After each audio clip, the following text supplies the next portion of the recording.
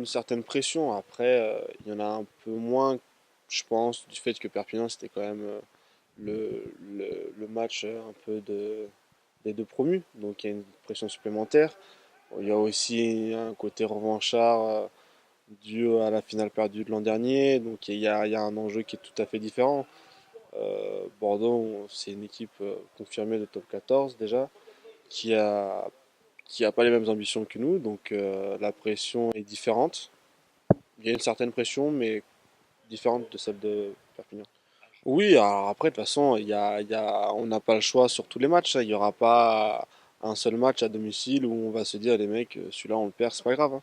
Tous les matchs, on les prendra un par un et on essaiera de faire le maximum pour les gagner. Oui, bah, c'est normal, hein. On regarde ceux d'Agen, ceux de Perpignan, on regarde toutes les équipes. Forcément, on est, focalisé et on se concentre un peu plus peut-être sur les équipes du bas de tableau. C'est les équipes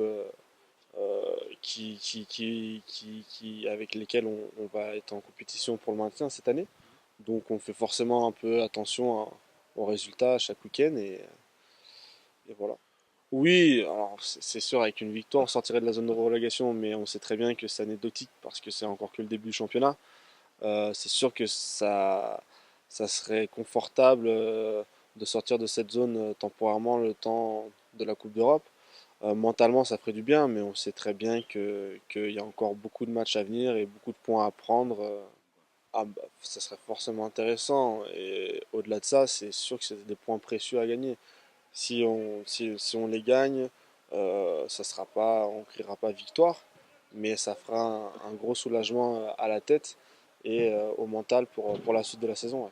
Oui, bah ouais, ça fait beaucoup de bien. Depuis le début de la saison, je travaille beaucoup de mon côté. Je fais ce qu'on me demande. Je, je me suis bien intégré avec les joueurs, tout se passe bien avec l'équipe et le système.